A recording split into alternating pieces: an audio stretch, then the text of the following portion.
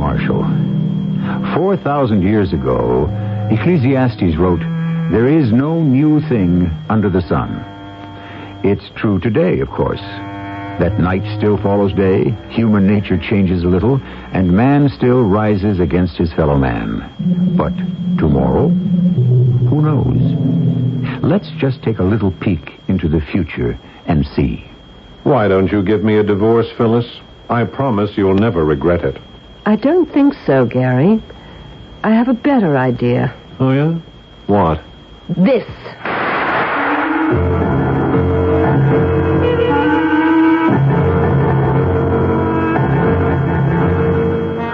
Our mystery drama, Stand In for Murder, was written especially for the Mystery Theater by Ian Martin and stars Paul Hecht and Terry Keane. I'll be back shortly with Act One. Premiering on CBS television. Meet Peter Cook as the butler. May you choke on a shamrock. She's a saucy career woman. I want you. We all want something we can't have. There, the two of us. Mix in a slightly salty daughter. You're a pompous, insufferable. Don't talk to your mother like that. Put them all together and watch out. Everything is under control. On The Two of Us, premiering Monday at 8:30, 7:30 Central and Mountain, right after the premiere of Private Benjamin on CBS television. Frustrating. That's what home and car repairs can be if you don't have the right tools.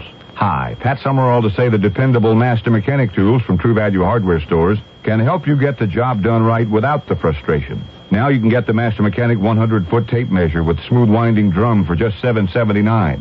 And for heavy-duty cleaning in your workshop or home, try the Master Mechanic Wet and Dry Vacuum for only $49.94. Get professional quality Master Mechanic tools exclusively at participating True Value Hardware stores and home centers. Hi, I'm Landon Saunders. This is Heartbeat. Little Bo Peep lost her sheep, but instead of being depressed, she decided to pull herself together. She realized it was her little oh helpless me way of thinking that made her so vulnerable to circumstances and negative criticism, that she was not only tearing herself down, but even turning people's compliments into downers by saying things like, "You can't mean me. You're just trying to make me feel good." So most of her friends began to conclude, well, if she doesn't like herself, why should I like her? After all, she knows herself better than anyone else. Bo Peep finally realized she needed to recognize her strengths and focus on them and not on her weaknesses. And this has given her a new sense of self-confidence. She likes herself. I'd like to send you a free copy of my booklet on feeling good about yourself. Just put the words "feeling good" on a postcard or in a letter and send it to Heartbeat, Hartford, Connecticut. This is free. This is Heartbeat.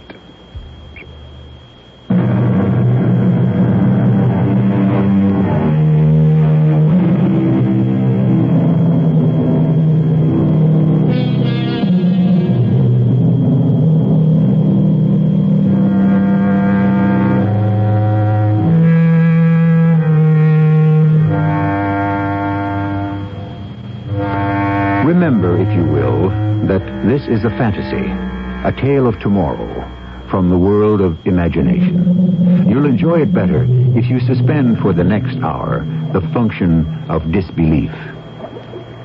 We are in the laboratory of Dr. Gary Hall as he and his most attractive colleague, Dr. Jean Thurston, work on a major experiment. The laboratory is situated some 500 yards from Dr. Hall's palatial home in the exclusive Sands Point district. The isolation protects both Dr. Hall's unusually secret research and the eagle eye of his wife from monitoring his private pursuits. About 4 more grams, Jean. Want it exact? At this point in the game, to the milligram. Your wish is my command. If only that were true. It is, on a professional basis. That's not what I meant. I know. But you are still married. Forever and ever, till death do us part. What is her hold over you? Phyllis? Perhaps just my conscience. Or that you still love her? I never loved her. Oh, that's what I want to believe. You can. It's the truth. Oh, Gary, I should get away from you. We're just whipsawing each other to death like this. Because conscience does make cowards of us all? What does that mean? It means I haven't the guts to break off a relationship that means nothing to me. Why not, Gary? If you could just explain why. That's the cyclotron. Turn it off. Yes, Gary.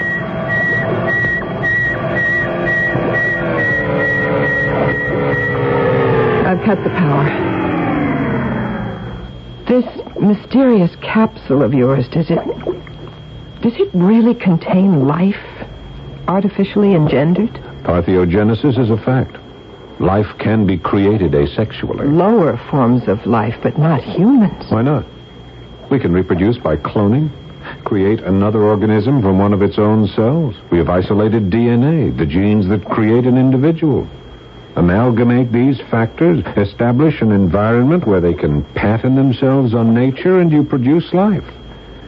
I could approach this problem on the basis of sheerly human cellular functions, but I want to move faster.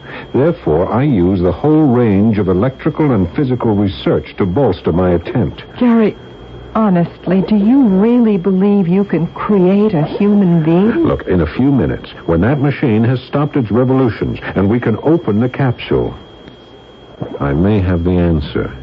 But till then... Darn. What's the matter? Pavlovian reaction. The instant reflex whenever a bell rings, I know Big Sister is watching. Big Sister? My wife, you want to bet? Isn't it always? You'd better answer, Gary. Yes, of course, I'd better answer. Dr. Hall speaking. Are you quite sure? Oh, Phyllis, what do you want? Maybe just to know who I'm talking to. Is this really Dr. Hall, internist, endocrinologist, research fellow, and a welter of medical technical terms I don't understand? Or is this just fun-loving Gary, whose sexual appetites are never quite satisfied? I don't know what you're talking about, Phyllis, but really I wish... Look, you know exactly what I'm talking about. I want you to fire that so-called female doctor who is sharing your research lab these last 2 months and come on home. Phyllis, be reasonable. Dr. Thurston is invaluable to me. Get rid of her. I've had it. You'll march to my tune, or I'll bring our house of cards down around our ears. I could kill her. Why do you jump every time she pulls the string? No, I'm brainwashed. There's nothing else I can do. Why don't you get rid of her? You mean kill her? Oh, of course not, darling. I mean divorce her. Whatever she wants, you can afford it. I'm afraid I can't. You still love her. I hate her. It's something I can't explain to you. You wouldn't understand. Try me. Well, I hope it'll never come to that. Well, I better go. Oh, what's that? Oh, the diffusion pump. Want me to reset it? Yeah, put it on low. I'll have to put everything on hold for tonight. I can stay as late as you want and monitor all the systems. Not with Phyllis on the warpath. What about tomorrow? Oh, push that rheostat to 7, will you? Be here at the usual time? Are you sure? What do you mean, am I sure? I would rather not get here unless I'm sure you're here to let me in. I wouldn't want to tangle with your wife again. When did that happen? Day before yesterday, when we closed up. I'd forgotten my handbag, and when I came back, the door was locked. While I was trying to get in, I ran into Phyllis. She didn't tell me. What happened? Nothing earth-shaking. Oh, when she discovered who I was, if looks could kill, I would simply have disintegrated. Doesn't she know about me? I told her that Dr. Rowland had left me and that a Dr. Gene Thurston had replaced him. Without mentioning that this Gene is female. Well, I thought it wise not to make too much of it. Under the circumstances. Gary, we couldn't help falling in love. It's Phyllis who has to be convinced of that. Gary, I love you, but I'm not made for this. I don't want to sneak love. Now, what are we going to do? Look, let me handle Phyllis. How? I'm going to give her one last chance to be decent. Whatever happens after that, she has only herself to blame.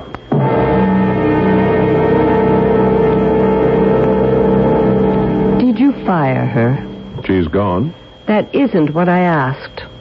I want to know if you fired her. Oh, for Pete's sakes, Phyllis, I can't just fire an associate like that. I'm in the middle of the most demanding experiment of my life, and I need her assistance. I'll just bet you do. But you're not going to have it anymore, Gary. The experiment is over. What does that mean? It means no more games. The affair is kaput. There isn't any affair. Don't lie to me. I'm not. I want her out of your life. Or else. Or else what? Or else I tell the truth. No one would believe you. I have your confession. I could claim it was a forgery. Even if it were. An exhumation would prove you poisoned her. Oh, look, don't be a fool. My mother's been buried for over 5 years. Frozen dutifully by her loving and obedient son, according to her wishes, in a cryogenic coffin. Which also, according to her wishes, is not to be opened until the year 2100. Unless the police have enough evidence that she was poisoned. Which they'll discover when they read the letter of confession you wrote and signed and gave to me. Oh, this is crazy, Phyllis. You'll make yourself an accessory, at least after the fact, if you get me indicted. I'm willing to risk it, if it's the only way I can hang on to you. Well, why do you want me? You know there's no love between us, no life. What's it worth to you? Oh, a great many things, Gary. Position, your name, wealth, all the things I grew up without. All the things I intend to hang on to and give you no chance to take away from me. You'll take it without love? If I have to, yes. So get rid of her. Look, it isn't that simple. I mean, quite apart from how I feel about Dr. Thurston, Jean, this experiment of mine is something I can't complete without her special training and knowledge. All right. I'll give you time. 1 week. If she isn't out of our lives by then, I'll take it we don't have any real life together. So what's left, I have no compunction about destroying. If you're not mine, nobody else can have you, except over my dead body.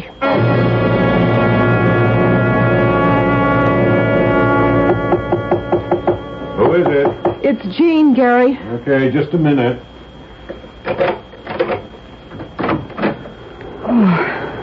Come on in, Jean. You got here faster than I expected. Well, you scared me, waking me up in the middle of the night like that. It's not even light yet. I didn't want Phyllis to see you arrive. Okay, now get into your lab coat as fast as you can. We have an emergency. Did one of the support systems fail? What's wrong? With the experiment, nothing. It's Phyllis. What do you mean? She made her choice last night, and that made a decision for me. I'm going to have to step up the laboratory schedule. Why? Because I've been ordered to fire you by the end of the week, and I don't intend to do that. Gary, you're finally going to stand up to her and break it off. Yes, but not quite the way you expect. I don't understand. Inside the tegument of this metal room is all the accumulated knowledge of past medicine and the work of a lifetime.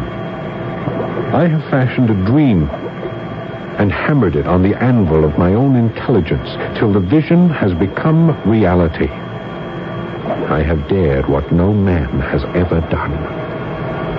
Like God, I have created a man in my own image. Gary, that's blasphemy. And you still don't know if you've succeeded. I know, because it has to be so. Until last night, I didn't know what has driven me these last years to succeed, what purpose urged me on. Now I do. What? This simulacrum, this humanoid that I have breathed life into, will in turn save my life and buy me freedom. He will be my stand-in for murder. Gary, what are you talking about? Help me see my brainchild born, and you will understand.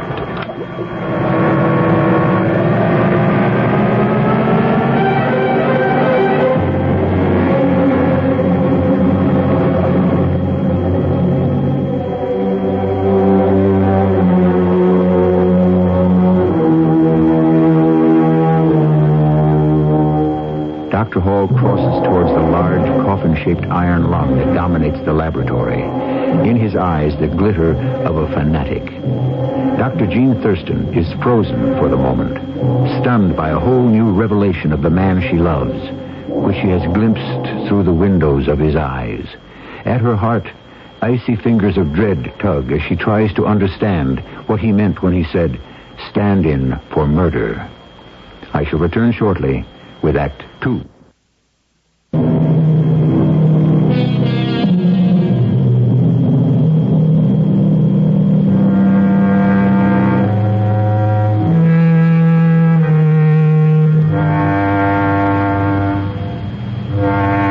The story of man is the search for perfection in all fields, good or evil, sacred or profane. Elusive as the goal is, nowhere is it more difficult to achieve than in the unforgivable act of killing another human being. There is no such thing as the perfect murder. Or is there? We're about to find out as we return to the strange research laboratory of Dr. Gary Hall. Gary, you're frightening me. What is all this about murder? Look, there's no time to talk about it now. You'll see for yourself shortly.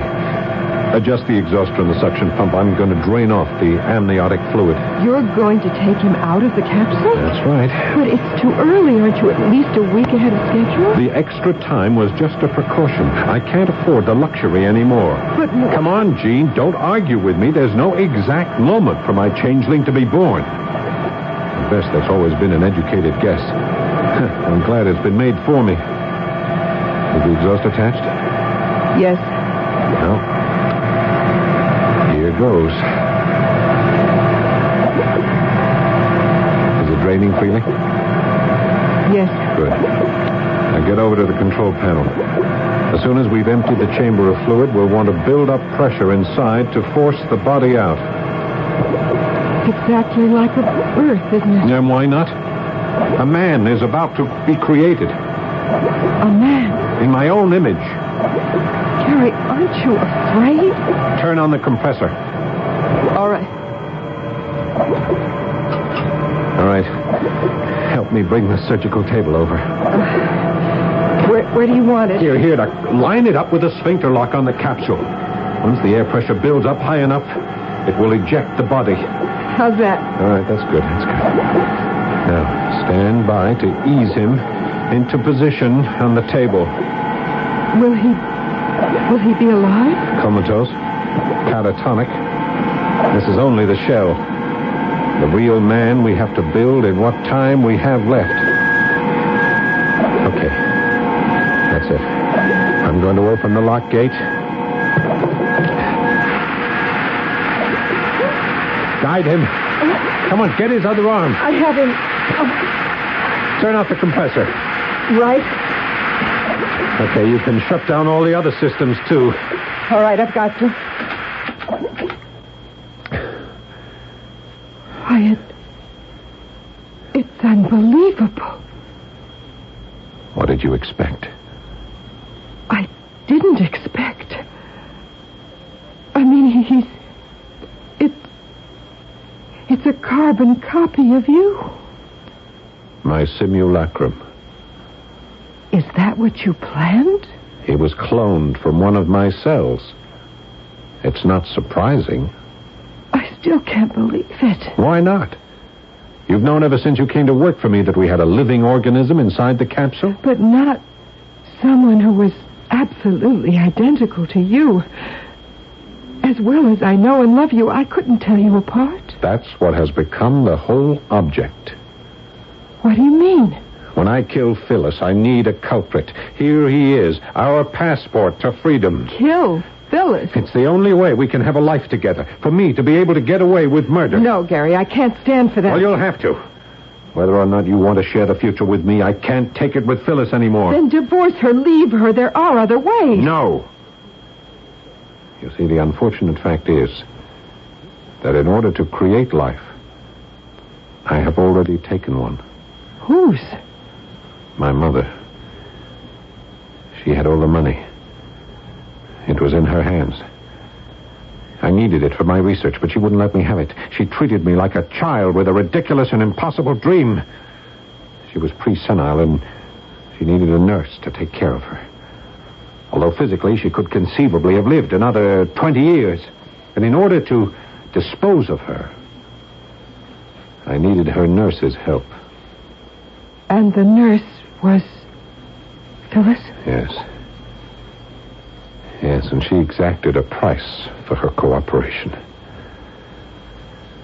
At the time, nothing mattered but the achievement I could see ahead of me.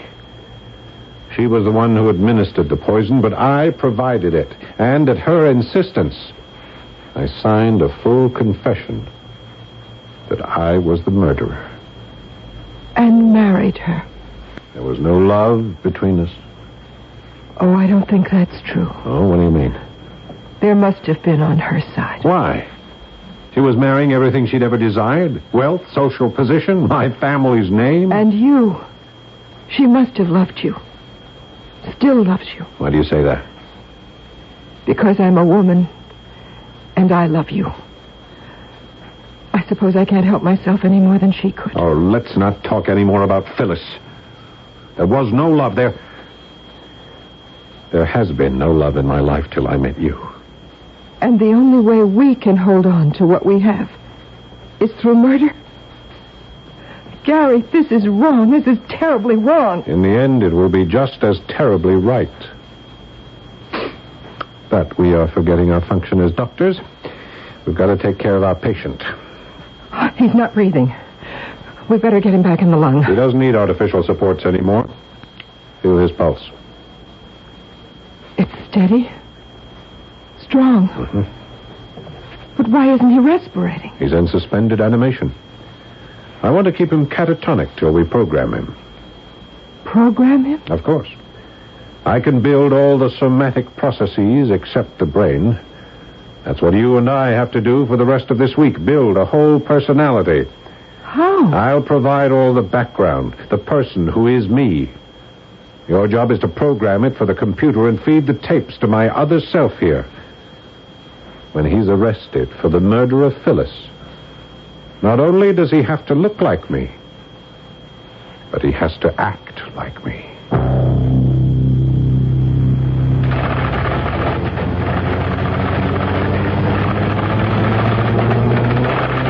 My name is Gary Miles Hall. I was born February the 4th, 1938.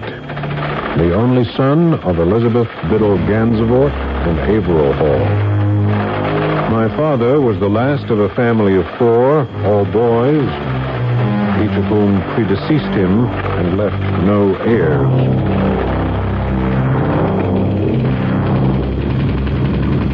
Vital statistics. Height 5'11", weight 183. Hair dark brown, eyes brown. Distinguishing marks, none. Intelligence quotient 164. Shirt size 16 neck, 33 sleeve. Suit 42 regular. He's been fed all the data? Everything. History, vital statistics, emotional profile, a full chronology. Good. And we're ready to take the final step. Get me those microwave terminals while I take off the radio headset. He won't need that anymore. Might as well get him used to the live human voice. Here are the terminals. Want some lubricant? Yes, I don't want to burn him. I wonder, will he be able to laugh, to be sad, to love? Could he reproduce? Yeah, it's a pity, since I put all the best of me in him and none of the worst that he won't ever have a chance to find out. But let's wake him up and see how well he's learned his other lessons.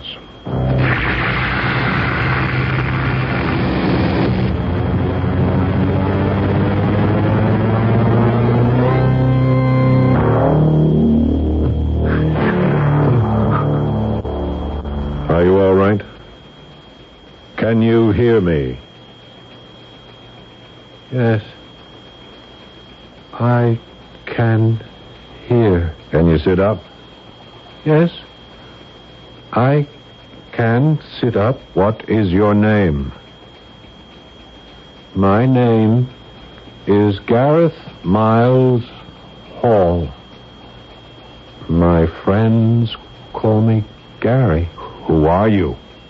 I am a doctor, but I no longer practice medicine. I have been engaged in pure research for the last 5 years.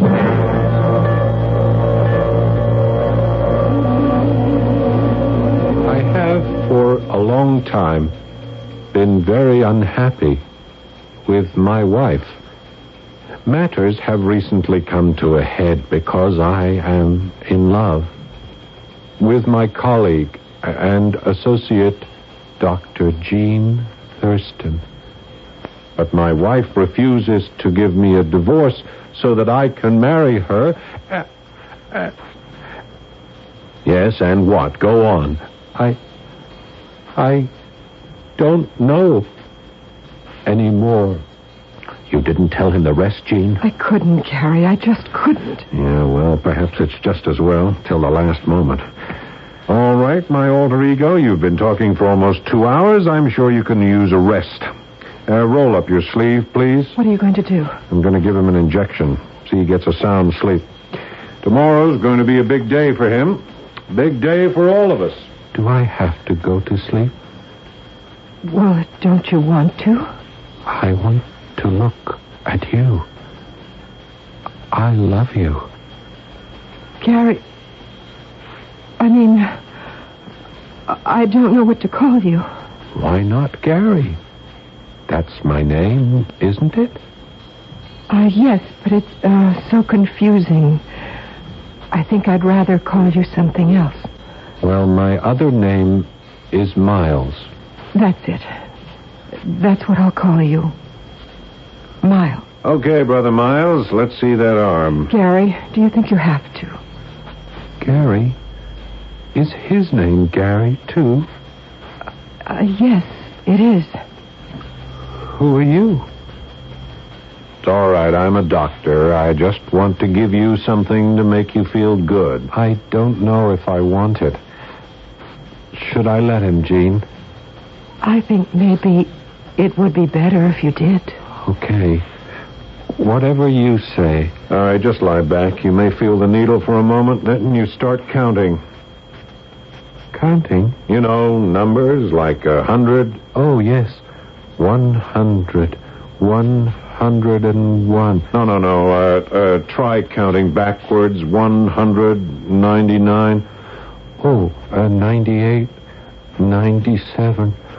96. 95.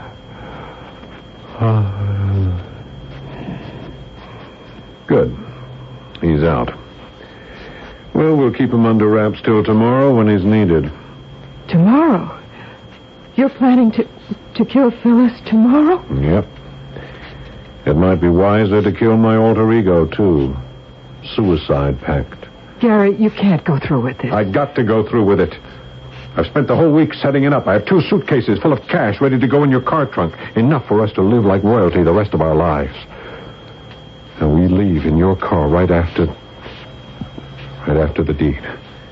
I have tickets for Mexico. We pick up new passports and identities there. We travel for a year. I'll grow a beard. Nobody will follow us or check on us. It's the perfect murder. Murder is plural now. My simulacrum. He's not a man. He's a machine. I don't see how you could even contemplate it. It's like murdering your own child. That's nonsense. I can always build another one. Jean, I want my freedom. And I mean to have it no matter what the cost. Nothing, no one is going to stand in my way. Now don't force me to make you a victim, too.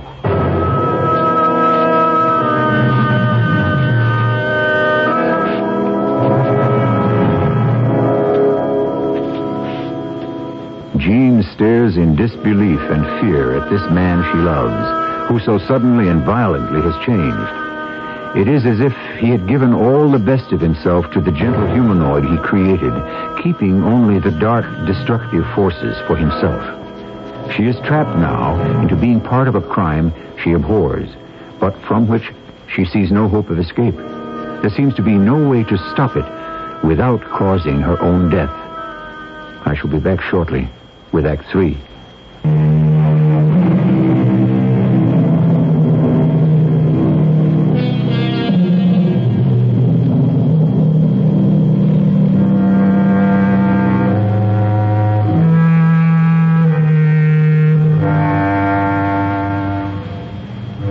After a long, sleepless night, her eyes grainy and smarting, Jean Thurston has arrived for the last time at Gary Hall's laboratory.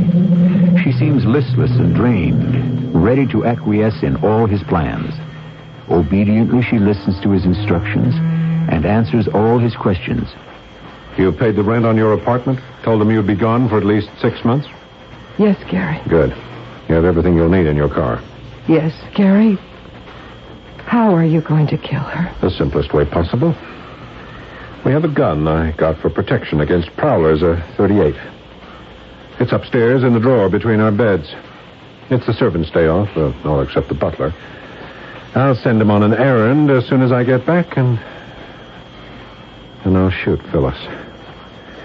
After that's done, you can bring the robot over, shoot him, and leave the gun on the floor beside them. But it will have your fingerprints on it. Of course, that's part of the plan. Along with everything else, his are identical with mine. I've checked that out. Then what? Well, then the servants come back. One or another of them discovers the double tragedy. We are safely gone with no one on our trail. A perfect murder. Gary, there's no way I can make you reconsider. No, there's no way. I never knew I ached for freedom so desperately until now that it's within my grasp. So don't try to deny it to me, Jean.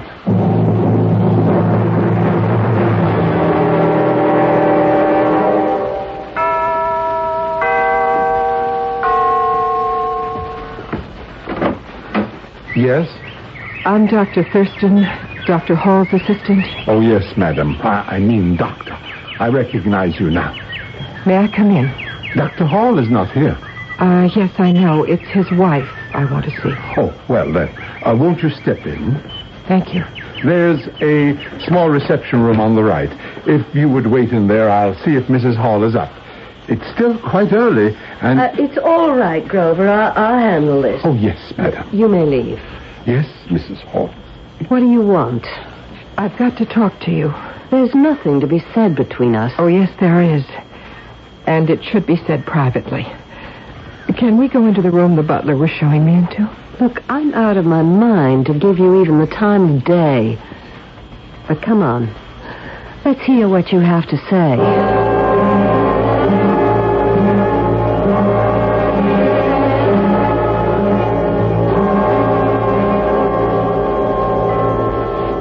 Well? Do you seriously expect me to believe all this nonsense about my husband planning to murder me? Why? Because you won't give him his freedom to marry me. And you're here to tell me that if I don't make that possible, he's ready to kill me? Yes. Why did you come and tell me all this? Because I don't want to be party to murder. Even one we could get away with. I don't want the man I love to be party to it. Because I know it would hang around our necks for the rest of our lives. So you're the angel of light, all shining virtue. Well, I don't believe a word of it. All right, I'll prove it to you. How? Do you know where Gary is now? Well, as a matter of fact, I do. He just called me from the bank. You're sure he was there? Of course. Mr. Wilson, the vice president, was sitting right next to him. That's all I need to know. Let's go to the laboratory right this moment. And let me show you something.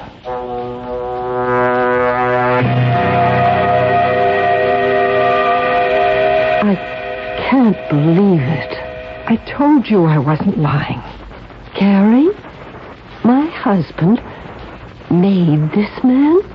As you can see, in his own image. And this is the man that would be found with me after Gary had murdered me?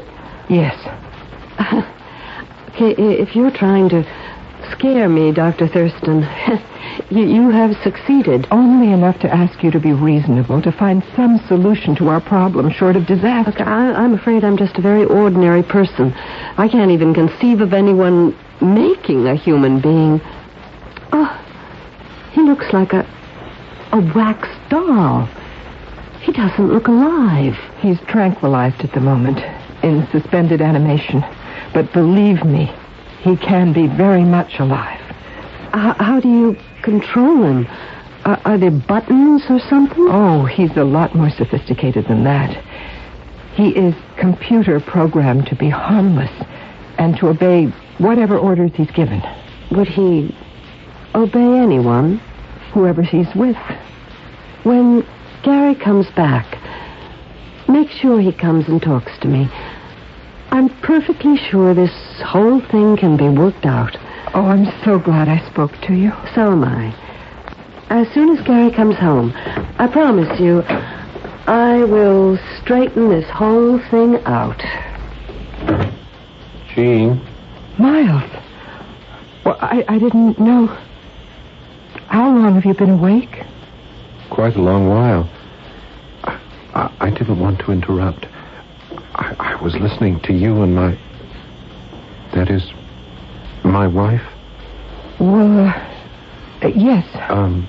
Jean, is it all right if I get up now? There are so many questions I want to ask. You're not supposed to ask questions. Why not? Because you're... Yes, that's what I want to ask you. Who am I? Really? I say I'm Gareth Miles Hall, but I feel something wrong, and I heard you tell her about the other one that you call Gary, who sounds like me, but how can he be the same person? Well, didn't you hear me tell Phyllis how you came to be? Yes. But how could I be the same as Gary? How can there be two of us? How could anyone think we are the same one? Miles, have you ever seen yourself in a mirror? A mirror? What is that? A piece of glass that shows you just how you look. Here, give me your hand. Now. There. Look. But that isn't me. That's the other Gary. Yes. The man who made you in his own image. Don't you understand? You look exactly like him. No. You are exactly like him. No, I am myself. I want to be myself. Gee, I love you. I trust you.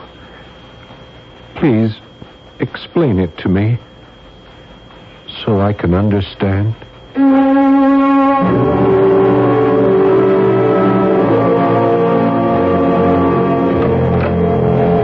Phyllis, what are you doing up here in the bedroom? Waiting for you, Gary. Why? I see most of your favorite clothes are missing from the closet in the bureau. I thought perhaps you were planning to go somewhere. Well, as a matter of fact, I am. So I thought I ought to wish you goodbye. Exactly what I planned to wish you. If you're looking for the gun, I have it, Gary, in my hot little hand. Now, look, you be careful. That thing is loaded. Oh, I know it. I made sure of it, just as you did. What do you mean? Your doctor associate came to see me and laid out your whole miserable fantasy. I even saw the robot who was to be your stand-in for the murder. I don't know what you're talking about. Don't be a fool. Jean blew the whistle on you. Well, why would she do that? She gave me a lot of sentimental guff about how she didn't think you could live with yourself if she stooped to murder. She thought she could scare me into just stepping aside and leaving you free to walk out on me. Well, why don't you, Phyllis? I mean, give me that letter to destroy and a divorce, and I promise you'll never regret it. I don't think so. I have a better idea. Oh, yeah? What? This.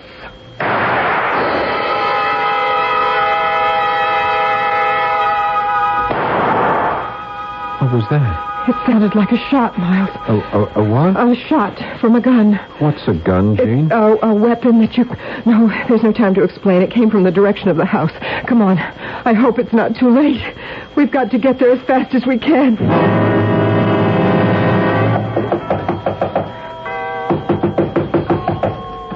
Phyllis. Oh, Phyllis, are you all right? Oh, certainly I'm all right, Doctor. Won't you and my husband come in? Husband? Where's Gary? Upstairs, in the bedroom. I just shot him. With this. Oh, good Lord. I've got to go to him. It won't do any good. He's quite dead. But why don't I take you both upstairs so you can see for yourself? Why? Why did you do it? I gave him his own medicine. It was what he planned for me. But he wouldn't have gone through with it. Oh, don't you ever believe it. Gary knew the only way I'd ever let anyone else have him was over my dead body. I was silly enough to tell him that myself. Fortunately, I wasn't the only one silly enough to open my mouth. You mean me? Yes. You were foolish enough to outline Gary's plan for the perfect murder for me. I saw right away how I could get away with the same. Since Gary had split himself like an amoeba, I had one too many husbands. So I decided to dispose of the one I couldn't handle. And what do you expect to do now? You and my brand new husband here are going to help me bundle Gary's body in the car. We'll tie some weights to him and drop him in the old quarry at Peterson's Corners. He won't be missed. What are you going to do about me? Get you out of my life at last. That won't be so easy once I go to the police. Accusing me of murdering my husband when he'll be standing right beside me? You think they'll swallow your wild yarn about Gary creating a monster like Frankenstein? They will when I show them Gary's notes and let them hear the tapes he prepared to program Miles. Miles? Yes. That's Jean's name for me. I like her to call me that. It's fantastic. Gary's voice just as if he was still alive. It really is perfect. But just to make sure, you better show me where those tapes and notes are. We'd better toss them in the quarry, too. I won't let you get away with it. You better. Or this gun might go off again. It's an empty threat, Phyllis. Don't tempt me. I warn you. A gun is a bad thing. It destroys. Stay out of this, robot. Give me the gun. Give it to me. No, Give let me. Miles, what have you done? I didn't mean to hurt her. She was pointing the gun at you. Did I hurt her? Oh, not you. It was an accident. She killed herself. Oh, Miles, it's the ultimate irony.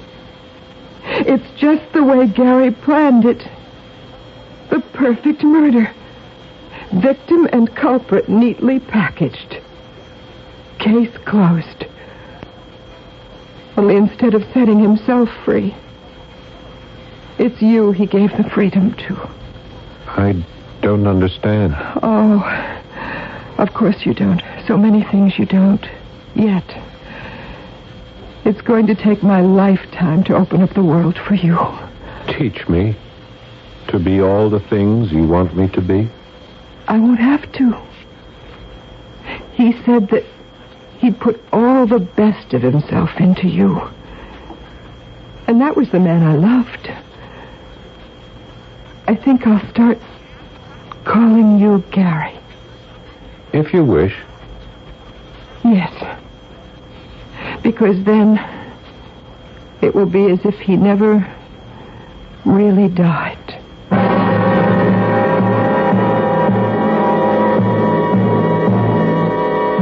A strange and profoundly disturbing tale. As I said in the beginning, however, a fantasy, a dream, a stolen look beyond the curtain of the future when the impossible is no longer improbable, and even the improbable could turn out to be true. I'll return shortly.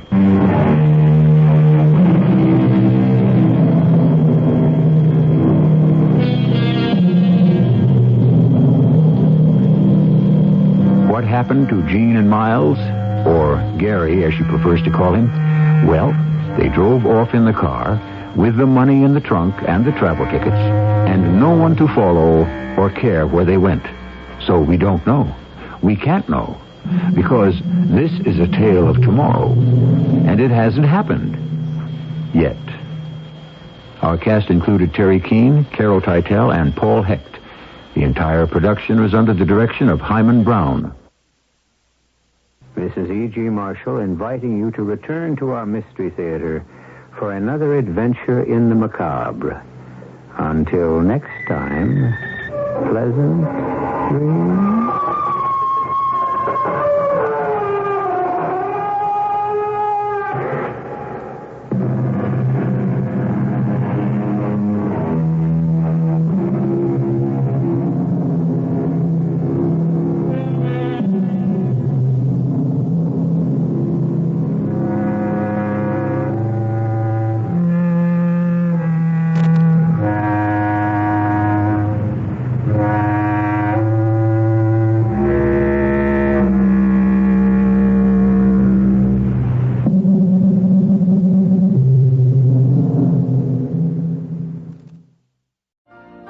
You've been listening to the OTR Gold Network. Find more classic radio at otrgold.com.